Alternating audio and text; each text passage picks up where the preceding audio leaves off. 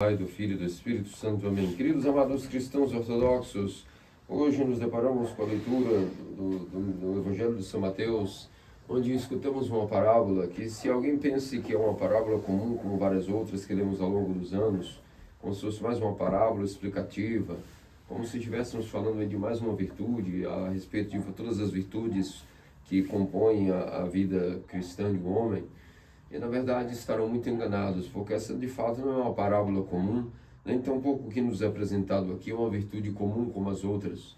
As virtudes comuns são como tijolos, blocos que nós vamos vedando a nossa construção, mas existe uma certa virtude, existe um ponto nesta parábola, que não é uma parábola comum entre as outras, mas existe uma virtude que de fato é nada mais nada menos do que a pedra angular, que sem ela todo o edifício não poderia ser construído e até poderia desmoronar. E nós estamos falando justamente da tão falada misericórdia. A misericórdia, de fato, é a coisa mais importante que algum cristão ortodoxo deve entender o que significa, como aplicá-la, como apropriar-se dela, como viver no estilo de vida que nós devemos denominar, em uma só palavra, qual seria o estilo de vida do cristão ortodoxo? A misericórdia. É o que nos faz, de fato, termos aquele dito do Gênesis: eis que foram criados a minha imagem e semelhança. E por isso vamos tratar de permear um pouco a nossa mente dentro dessa leitura, dessa parábola de hoje, para entendermos um pouco o que nosso Filho e Deus Salvador Jesus Cristo quer nos explicar a respeito desta, volto a dizer, não mera parábola comum, não ensinamento comum, mas um ensinamento fundamental para todo o nosso modo de vida cristão ortodoxo. Foi dito que um Senhor chegou o momento de acertar a conta com os seus servos. Quem é esse Senhor? Esse Senhor é o próprio Deus Salvador Jesus Cristo, que no momento do juízo irá acertar as contas com todos nós. Um por um, ninguém escapará daquela hora terrível, onde todos daremos as contas da nossa vida, o que é que fizemos, o que é que não fizemos. E foi dito que esse primeiro servo que foi chamado para acertar as contas, ele devia uma quantia de 10.000 talentos. Atualizando-se o câmbio para este ano, comparando com o câmbio do sermão que eu dei o ano passado, já colocando os descontos e atualizações da inflação, você sabe bem que todos os anos nós gostamos bastante de pesquisar quanto hoje valeria essa dívida. No ano passado para cá já aumentou, porque o mundo está em crise e o dinheiro cada vez vale menos. Por isso, no câmbio atual, uma quantia de 10.000 talentos equivaleria, no câmbio de hoje, a nada mais nada menos do que 3,5 bilhões de dólares. Ainda que um homem trabalhasse a vida inteira, qualquer um de nós que devesse essa quantia no mundo atual, nós jamais pagaríamos isso, é impossível. Ainda que nós tivéssemos qualquer tipo de empreendimento, de negócio, não conseguiríamos pagar essa dívida, ainda mais que nós estávamos falando que o montante que esse servo recebia era um salário de um servo. E, portanto, com o salário, ainda que ele trabalhasse, fazendo as contas, na verdade, vou dizer para vocês o seguinte: atualizando-se também o câmbio atual, se nós formos colocar em termos de timeline, de linha temporal, quanto tempo esse homem teria que trabalhar, como o salário que ele ganhava na época, para que ele pudesse pagar essa dívida, aproximadamente seria 2.000 anos. Ou seja, ainda que ele vivesse até o final da sua vida trabalhando em prol de pagar essa dívida era impagável. Assim também é para conosco, meus amados cristãos ortodoxos. A nossa dívida para com o nosso Deus é muito grande, porque na verdade Ele fez tudo do nada e de graça. Nos deu os nossos talentos, deu a nossa vida, e na verdade nós, na retribuição que damos, nunca poderemos pagar essa maravilha que Deus nos deu, que é a vida, a criação, tudo que Ele fez do nada e nos deu, como além de não termos como pagar essas coisas que nos foram dadas, é impossível uma criatura retribuir a Deus o que é eterno, nós ainda adicionamos porventura os nossos pecados, o que faz com que a nossa dívida seja muito maior do que possamos imaginar. Ainda que nós não tivéssemos pecados, nós não conseguiríamos nunca pagar as benevolências que Deus nos fez, nos concedeu, quem dirá que nós ainda adicionamos pecados. E, portanto, ainda que trabalhássemos toda a nossa vida, a nossa dívida é impagável. Por isso, o Senhor quis deixar claro, quando Ele contou a parábola, que esse servo devia 10.000 talentos, porque naquela economia daquela época, todos sabiam calcular que pelo salário daquele servo ele não pagaria nunca. atualizando para a nossa realidade, é a quantia e o tempo de trabalho que eu lhes falei. Impossível. Mas aquele servo apelou para que a única coisa que diz a Escritura, que realmente Deus não está buscando de nós nenhum pagamento de dívida nenhuma. A única coisa que Deus espera de nós, como já diz a Escritura e o Salmo, coração contrito e quebrantado, ó Deus, tu não desprezas. E a única coisa que Deus realmente espera de nós, já que nós não podemos pagar dívida nenhuma a Ele, nem pelos bens que Ele nos fez, nem para compensar os pecados que nós cometemos, é justamente o nosso apelo em misericórdia para com Ele, um coração contrito e quebrantado, ó Deus, tu não desprezas. E todo homem que de bom coração pede perdão a Deus, ele não espera 3 dias, nem 3 minutos, nem 3 segundos. Imediatamente esse pedido foi feito de coração, Deus o perdoa imediatamente. Não é necessário um combo de prostrações, de jejum, não é necessário nada para que Deus nos perdoe.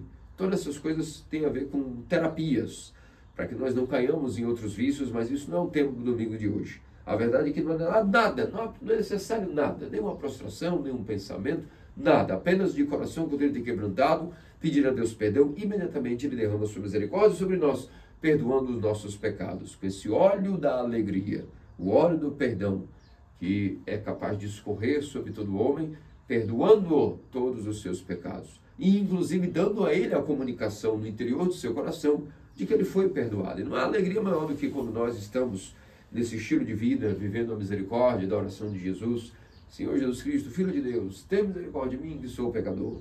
E quando nessas visitas e picadas do Espírito, nosso Senhor nos dá a garantia de que de fato está perdoando os nossos pecados. São esses momentos raros, mas sempre existentes, sempre contínuos na regra de oração, que volta e meia nos visitam, dando para nós a certeza de que estamos diante de uma divindade que nos perdoou completamente tudo o que havíamos cometido.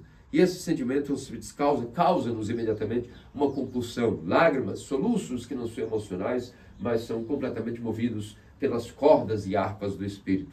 É por isso que nada pode superar a misericórdia. A misericórdia está acima de qualquer coisa no tocante à nossa relação para com o nosso Deus. É o que nós esperamos dele, que não temos nada mais a oferecer nem recorrer, só apelando à misericórdia desse Senhor, desse juiz, e ao mesmo tempo apelando a essa misericórdia, o que nós esperamos receber. Não devemos estar esperando receber nada a não ser a misericórdia de Deus. O resto vem por acréscimo. É por isso, meus amados cristãos ortodoxos, que nosso Senhor Jesus Cristo nos contou essa parábola, sendo ela uma parábola muito particular dentro do Evangelho. Não é uma parábola qualquer, como mais um ensinamento. Nem trata-se isso de uma virtude a mais a se acumular para poder estar, digamos, vivendo um estilo de vida santo. E isso é a base de toda até a nossa manutenção na nossa relação com Deus. E nós vemos que isso é tão verdadeiro que logo após esse episódio foi dito que um co-servo, um co-servidor, um co-funcionário, imediatamente saindo daquele episódio, deparou-se com o seu co-servo e, tendo visto que aquele homem também lhe devia quantia, ou seja, ambos deviam ao seu senhor, mas entre eles também havia uma dívida estabelecida na quantidade foi dito ali, 100 denários. 100 denários, na economia de hoje atualizada, seria mais ou menos o equivalente a uns R$2.000.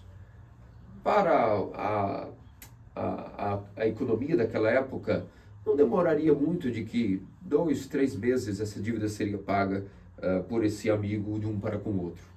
E o que aconteceu foi que esse servo que havia sido perdoado, experimentado a misericórdia do seu Senhor, foi poupado de ser vendido para sempre e colocado na prisão junto com o esposo e seus filhos. Ao agora deparar-se com esse seu companheiro de trabalho, não só não perdoou a dívida, como imediatamente o viu, lançou-se em sua garganta, esgoelando-o e dizendo a ele: pague agora mesmo o que me deves.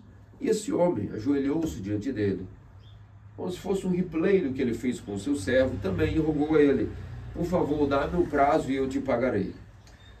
Nossos santos padres, ao comentarem esse evangelho, essa parábola, nos dizem que para que a consciência desse homem não tivesse nenhum tipo de dúvidas do que ele deveria fazer, esse outro servo que o devia utilizou até as mesmas palavras que ele havia há poucos minutos proferido para o seu senhor, que foi justamente as mesmas palavras: dá-me um prazo e eu te pagarei o que te devo. E nem mesmo a lembrança de que foi com essas palavras que ele amoleceu o seu senhor isso também não foi o suficiente para que ele se compadecesse, se emocionasse, se compungisse ao ponto de perdoar também o seu servo. Ao contrário, uma dívida muito menor para a comparação com o que ele devia ao seu senhor, não o perdoou e o mandou para a prisão. Os servos contratados ao redor de todo esse episódio ficaram muito enfurecidos, muito decepcionados, e foram contar isso ao seu senhor, porque sabiam que o seu senhor não toleraria tal coisa. Quem são esses servos que estavam ao redor, vendo esse episódio, e foram denunciar este homem e o que ele fez para com seu companheiro? São os santos anjos. Os santos anjos constantemente vão e voltam, descem e sobem no trono de Deus, comunicando a ele, não que ele não fosse onisciente, não soubesse de tudo, mas é assim que funciona. Tanto para com a defesa de nossos pecados, na hora que precisamos de alguma defesa, os anjos estão intercedendo por nós em prol da nossa defesa, como também quando há algo que fere a lei da consciência, como foi o caso desse homem, os santos anjos estão ali para não que seja necessário que informe a Deus, que Deus sabe de tudo, mas estão também ali junto de Deus, entristecendo-se gravemente pelos nossos pecados. E por isso, meus amados cristãos ortodoxos, o Senhor, representando aqui o próprio Cristo no dia daquele juízo, mandou, portanto, esse servo para acertar as contas com ele agora de uma outra maneira. Agora as coisas teriam que ser recalculadas. Se ele não teve misericórdia para com o próprio companheiro, agora por que o Senhor deveria ter misericórdia dele? As coisas são feitas segundo a mente do Senhor que julga. E esse Senhor, portanto, para ele, a moeda de câmbio aqui, na verdade, valia misericórdia. E ele não conseguiu passar essa informação, parece muito bem, para o servo, então chamou para que ele agora aprendesse uma lição, e foi dito: ei, servo mau e ingrato, eu havia há pouco tempo perdi a tua dívida, que era impagável, uma quantia de 3,5 bilhões de dólares. Com esse teu salário, tu me demorarias 2 mil anos a pagar, nunca pagarias. A única coisa que eu poderia fazer para compensar a tua dívida é que eu te vendesse à prisão, a ti, a tua esposa, e teus filhos, para que ao menos eu tivesse algum tipo de consciência, para que a minha dívida foi, digamos assim, o que se podia fazer se fez, longe dela ser paga. E, no entanto, você, seu servo, devendo algo irrisório comparado a isso, uma coisa que com certeza, com o prazo que ele te pediu, ele te pagaria. Não lembraste daquilo que eu acabei de fazer por ti, numa comparação muito mais pesarosa, muito mais terrível, e não fostes mesmo assim capaz de te amolecer para com teu conservo, que te devia muito menos e ainda mais, nem a imagem da tua própria esposa e teus filhos sendo presos, tu não conseguistes fabricar na tua mente para se colocar no lugar dele. Então a verdade é o seguinte: levem-no, e será colocado na prisão, e não sairá daí até que pague o último centavo, o qual com certeza nunca pagará. Aqui, meus amados cristãos ortodoxos, nós vemos que, na hora do juízo, nós já vimos isso várias vezes ao longo da construção da nossa consciência a respeito das Escrituras, do Evangelho. Nós seremos cobrados por 6 tipos de coisas. E essas 6 tipos de coisas, na hora do juízo, nenhuma delas é oração, é jejum, não é tampouco prostração, não é nenhum tipo de asceticismo, não é nenhuma façanha, não é nenhuma quantidade de esmola. O que nós vamos realmente sermos cobrados nos 6 tipos de amor, tudo tem a ver com a aplicação da misericórdia. Isso nós já vimos na parábola do juízo final. É isso que vai realmente imperar. É isso que realmente vai ser contabilizado. A capacidade que nós tivemos de ter sido misericordiosos para com o nosso próximo. Se isso não for encontrado em nós, será dito a nós: leve-no, coloque-no na prisão, até que pague o último centavo, porque não tem absolutamente nada a ver com o nosso panorama, com a nossa convivência, com a nossa família, com o nosso trabalho, com a nossa empresa, que é o reino dos céus. Esse está despedido, ainda deve, pegou emprestado, não pode pagar, não se comportou bem, não tem nada a ver conosco, está fora, vai para a prisão, que é o que nós podemos fazer com ele, já que não pode pagar a dívida que possui.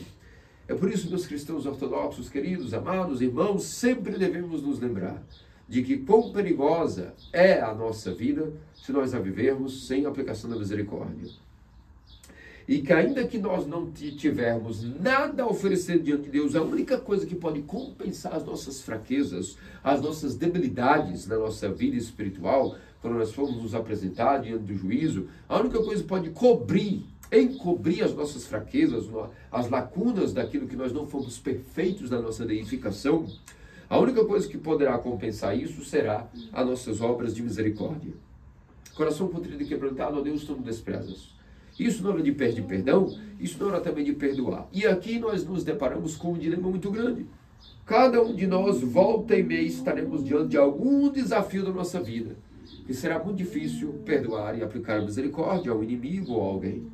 Todos nós vamos passar por isso, e devemos por isso entender que a pedra fundamental do nosso edifício espiritual, a misericórdia, ela não pode ser confundida com um tijolo, ou seja, com outras virtudes, que apenas vão selando e vedando a alvenaria. A misericórdia, ela não é um tijolo, ela é uma pedra angular, ela faz parte do fundamento, da base da estrutura. Se ela for tirada, não tem estrutura nenhuma. Os tijolos são semelhantes à oração, ao jejum, às vigílias, às esmolas, tudo isso é comparado aos jejuns, aos blocos que preenchem uma construção. Mas a misericórdia não é um tijolo, ela é uma pedra angular lá na fundação da construção. Se ela for tirada, tudo desmorona. E por isso é que não existe vida espiritual agradável diante de Deus sem a misericórdia. Inclusive, para compensar nossas fraquezas, volto a dizer, tudo que a gente tem de fraqueza, de debilidade, nossas paixões, tudo isso pode ser encoberto e completamente não levado em conta na hora do juízo para com o nosso Deus, na nossa oração cotidiana, na nossa relação com Ele. Nada das nossas fraquezas será levado em conta, desde que sempre o nosso estilo de vida seja a ultra misericórdia. Sedes perfeitos como o vosso Pai Celestial é perfeito. O que significa isso? É possível o ser humano ser perfeito como Deus? O que significa separar essa passagem da Escritura? Significa isso, a misericórdia. Podemos traduzir. Sedes misericordiosos como o vosso Pai Celestial é misericordioso. Dessa maneira sereis perfeitos como o vosso Pai Celestial também é perfeito. Todos os nossos santos padres, eles nos admoestavam demasiadamente para com a adquisição da misericórdia de nossos corações. Enquanto eu for vivo em todos os anos desse sermão, sempre trarei o exemplo de São Macário o Grande.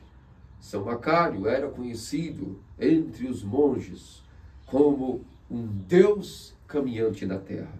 Não significa que os monges haviam enlouquecido e começado a praticar um tipo de panteísmo, não é isso. Macário era denominado, ei, olha ali, Deus andando na terra. Esse era o título que foi dado a ele entre os monges. Até os discípulos de Antão, quando o viam, diziam, eis aí Deus caminhando sobre a terra. Qual o sentido que Macário foi não só chamado pai dos monges, não simplesmente um abade, mas Deus andando sobre a terra? Porque a misericórdia que São Macário carregava em seu coração era tamanha. A capacidade dele não julgar ninguém conforme nenhum padrão de nada era tão sempre como o seu estilo de vida que ele foi comparado dessa maneira. Assim como Deus é ultra misericordioso e compassivo, Macário também o é da mesma medida que Deus. Logo, não tem outra palavra, não há mais títulos que podemos dar a ele, a não ser, eis aí Deus caminhando sobre a terra. É por isso que nossos santos padres, em tantos capítulos, em tantos de seus escritos, sempre colocaram 1, 2, 3, 4, 1000 vezes a admoestação sobre o que significa ser misericordioso. São Marcos o Asceta, por exemplo, esse livro pequeno, 17 páginas, mais ou menos, que nós sempre recomendamos, que as pessoas podem ler no Jejum dos Apóstolos, ou neste jejum agora mais curto, para a dormição. Vocês veem quantas vezes São Marcos o Asceta frisa no ponto da misericórdia. O quanto que nós fomos fabricados à imagem e semelhança de Deus. Imagem porque nós somos racionais, temos capacidade de pensar como Deus também pensa. Mas semelhança, essa é adquirida conforme a capacidade que nós temos de sermos misericordiosos, como nosso Pai Celestial é misericordioso. E é um atalho para que nós possamos encobrir as nossas debilidades, a nossa falta de cumprimento do Evangelho, daquilo que nós deveríamos fazer. Se ao menos nos dedicarmos à profissão de sermos ultra misericordiosos, com certeza o nosso Pai Celestial não irá perder tempo olhando quanto deves, 2.000 talentos, 3.000 talentos, 10.000, 11.000, 100.000. Não, é o seguinte, eu vou te perdoar a sua dívida, porque você na verdade tinha uma coisa que muito me agradou. assim como eu sou todo misericórdia, tu foste também todo misericórdia, e temos uma coisa muito em comum. Entra bem por regozijo do teu Senhor. E por isso, meus amados cristãos ortodoxos, isso é seríssimo, é toda a base de nossa vida espiritual. Não há outra maneira de viver a não ser sendo misericordioso. E a pergunta aqui agora é assim: como é que nós vamos adquirir misericórdia? O que a gente pode fazer então para ser diferente daquilo que está em nosso coração, que não é nada de misericórdia? É o mau caratismo, o ódio, sentimentos malignos, a presunção, a vaidade, o orgulho, o sentimento de nos acharmos melhor do que alguém. A única maneira de conseguirmos sermos misericordiosos é o que nossos santos padres nos ensinam a respeito da capacidade de não julgar. Quando nós aprendemos e nos esforçamos para não julgar, eis aí a definição, eis aí o conceito por excelência do que significa ser misericordioso, a capacidade de não julgar. Se vocês forem analisar, o próprio São Marcos o Asceta escreveu nos seus livros espirituais, de que assim como o velho Adão perdeu o paraíso das virtudes pelo fato de ter provado da árvore do conhecimento do bem e do mal, e se espatifou, desabando no paraíso das alturas e caindo no mundo caído, se espatifando em 1000 pedaços, também nós, os cristãos ortodoxos, após o nosso batismo, infelizmente caímos na mesma coisa do velho Adão. Através da participação na morte e ressurreição de Cristo, ou seja, participação em seu batismo, nós entramos no novo Éden, que é o seio da Santa Igreja Ortodoxa.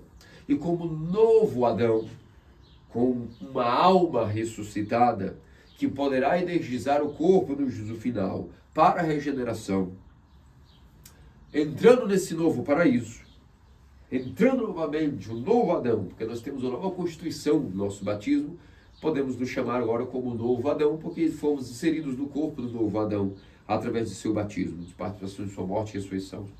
Entrando dentro do paraíso, que é a Santa Igreja Ortodoxa, o que acontece é que nós de novo provamos da árvore do conhecimento do bem e do mal, e nos espatifamos de novo e caímos de novo, mesmo estando tudo feito, tudo preparado, de novo, nós temos constantemente a capacidade de provar da árvore do conhecimento do bem e do mal, da ciência do bem e do mal, e cair de novo do paraíso, e fazemos isso constantemente. O que São Marcos o Asceta quer explicar com isso?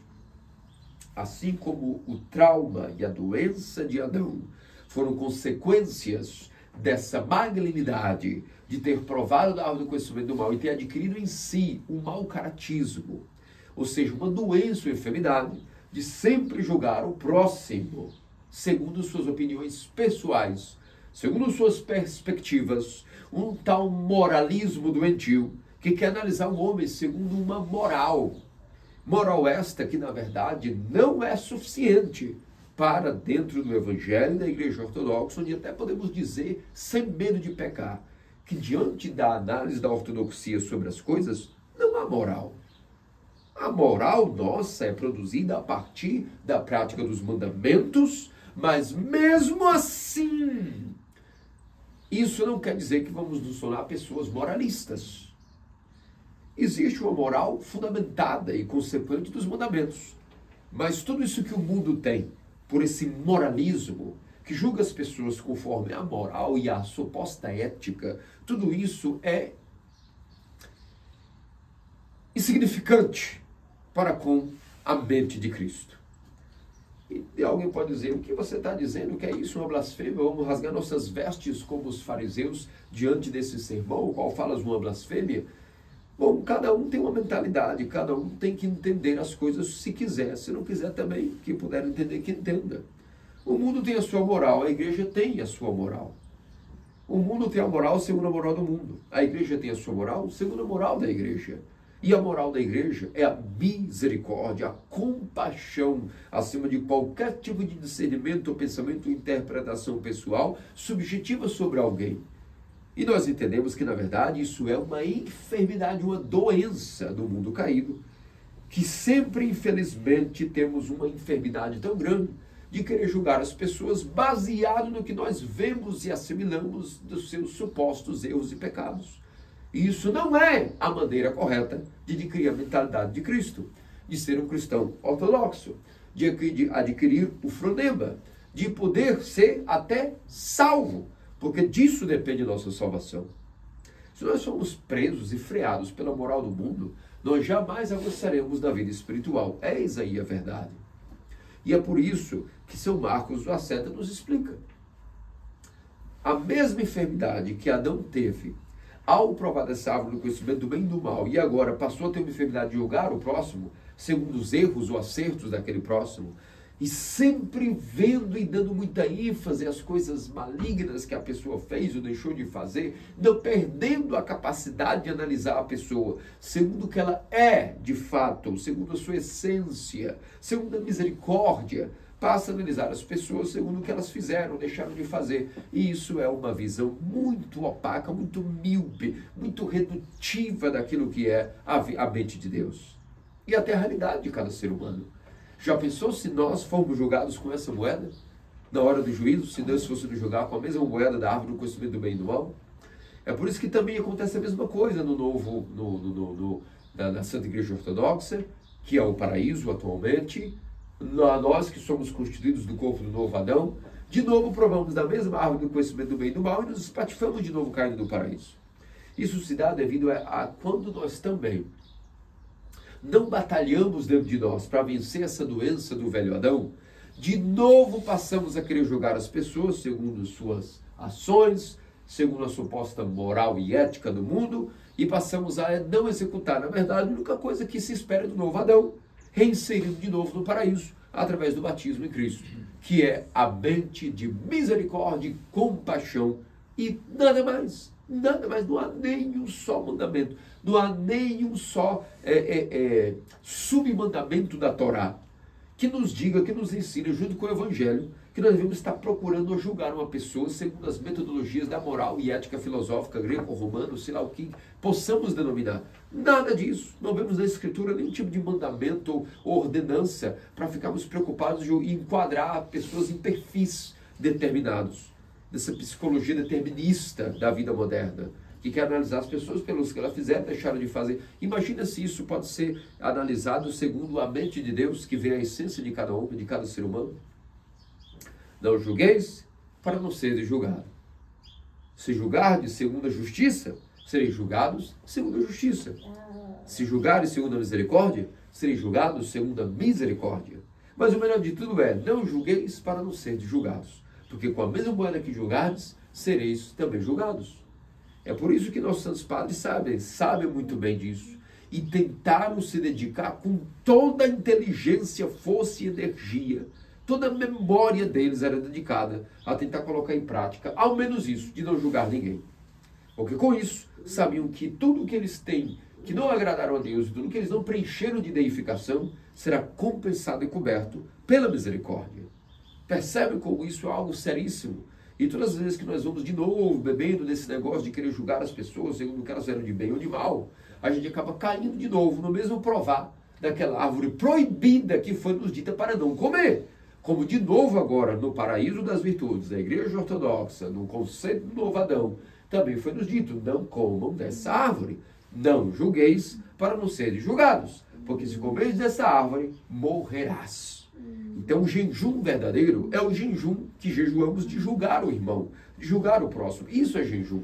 E ainda que jejuássemos tudo, ainda que fizermos todas as vigílias que a igreja nos proporcionará, ainda que demos todas as esmolas, ainda que pratiquemos todas as prostrações e asceticismos, se nós não adaptarmos nossa mente para a questão de não julgar, isso nada valerá, isso não será contabilizado para a nossa salvação. Será algo nulo. Escutaremos as palavras duras, afaste de mim porque não te conheço.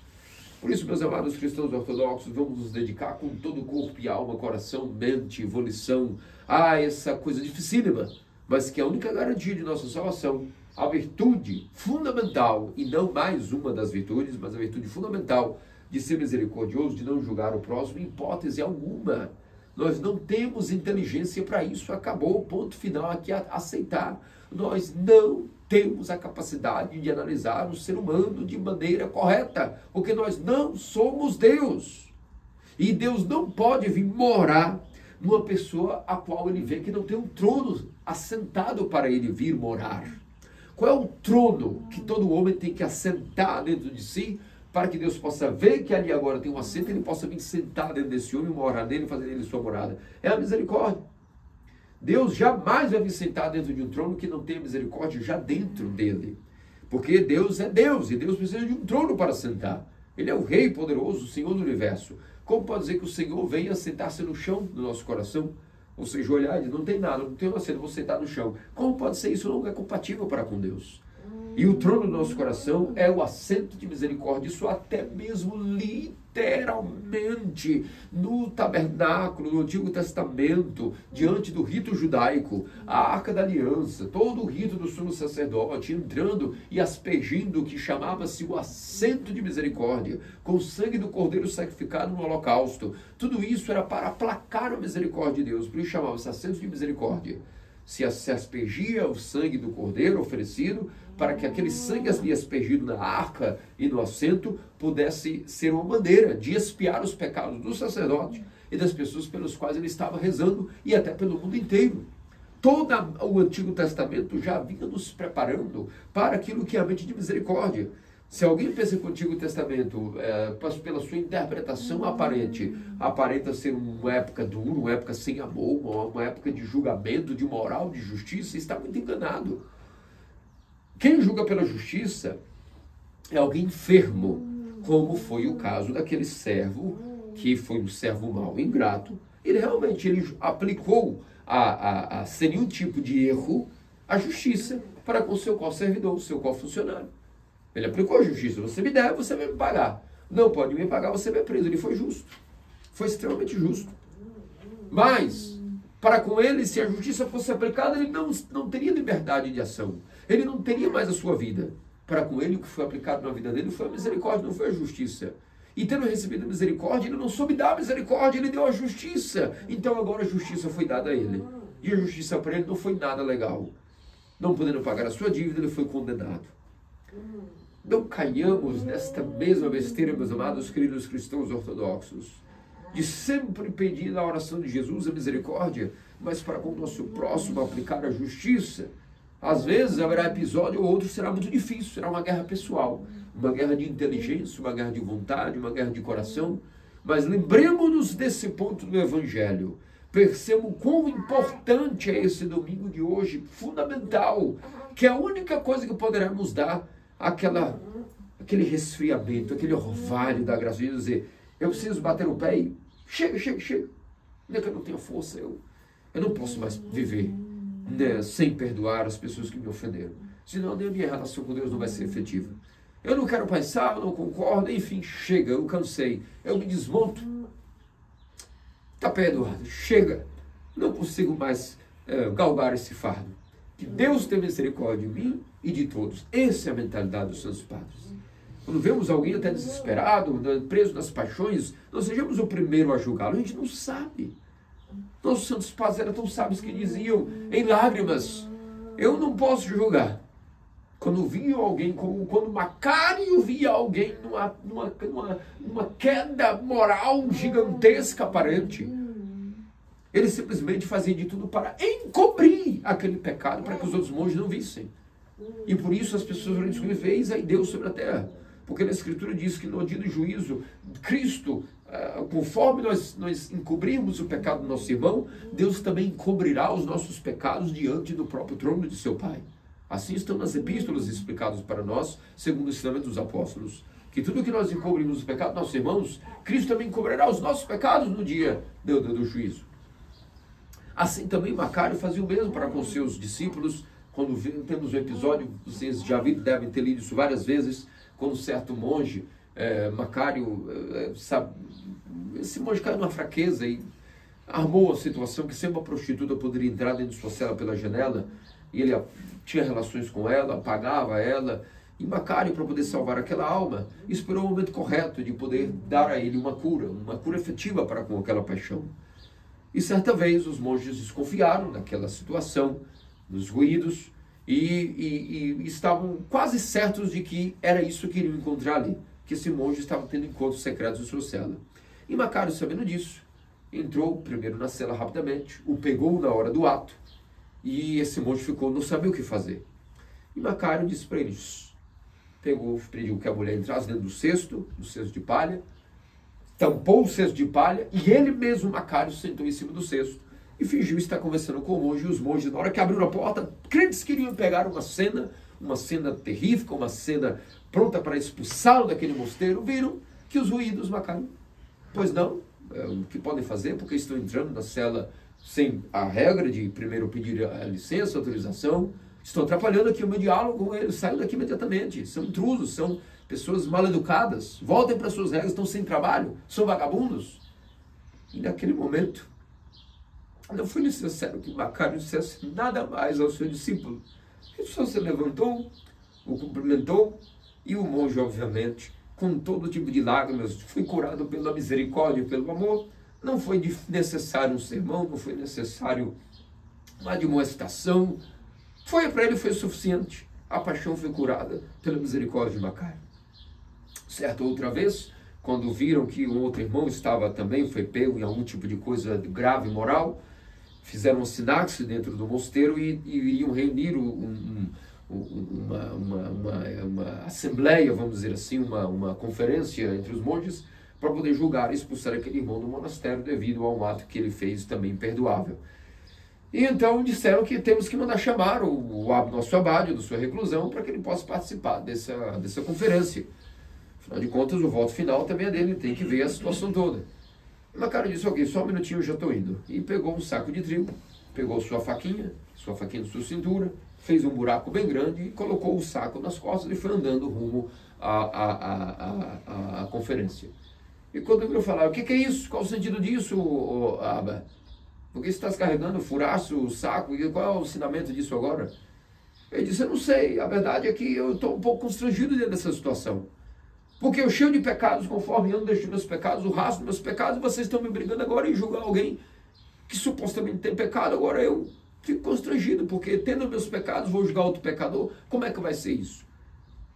E naquele momento os monges envergonhadíssimos cancelaram imediatamente a conferência, deixaram esse assunto para lá morrer e voltaram cada um para seu próprio arrependimento pessoal e terapia de curar a si mesmo, olhando para a trave que há no seu próprio olho, sem julgar o cisco do olho do irmão. Por isso, meus amados cristãos ortodoxos, peçamos a Deus que nos dê essa graça, essa virtude maior, que nos faz adquirir a imagem e semelhança de Deus, a misericórdia.